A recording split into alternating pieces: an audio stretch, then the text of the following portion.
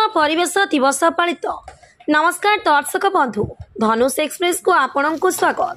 जयसिंहपुर जिला एडसमा ब्लॉक अग्रणी समाजसेवा संगठन आंबेडकर स्मृति परिषद परिवार तरफ परिशेष दिवस उपलक्षे महालटे वृक्षरोपण कर एक सचेतनता कार्यक्रम कर जलवायु परिवर्तन, ग्लोबल वार्मिंग, शिल्पानुष्ठान एवं जानवाहन बाहर धुआर एकमात्र विकल्प होउछि आमे अधिकरु अधिक गछ किपरि सृष्टि करिबा।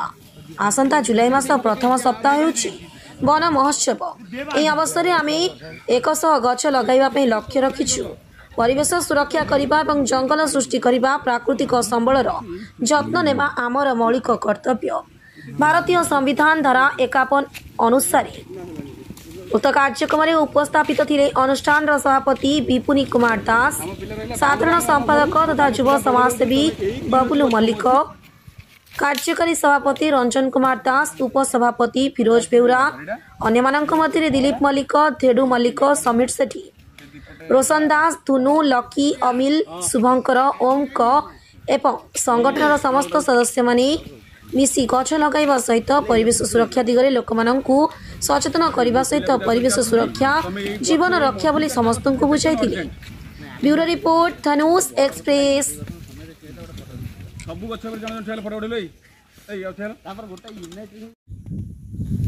समस्त को मोर जय भीम।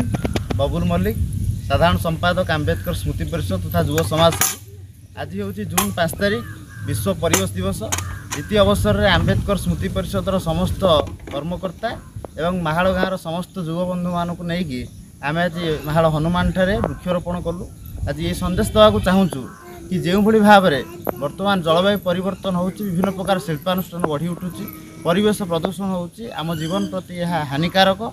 यार एकमात्र विकल्प होउची जदि आम अधिक अधिक गछ लगेबा, परिवेश सृष्टि करिया, ताहाले सेथुर आम वंचित हो पारिया। कारण आमे माने हेले भारतीय माने गछ को उपासक बा वृक्षर उपासक। कारण विभिन्न प्रकार बरगछ, ओस्त गछ आम पूजा करूँ। यह हूँ आमर वैशिष्ट्यता। तेणु मु समस्त को अनुरोध करुच्ची जे आपण मैंने गछ लगातु, परिवेश बंचातु, जीवन रक्षा करंतु। ये कहूँ धन्यवाद। परिवेश प्रदूषण मुख्य बाट केवल वृक्षरोपण गछ लगातु, जीवन बंचा।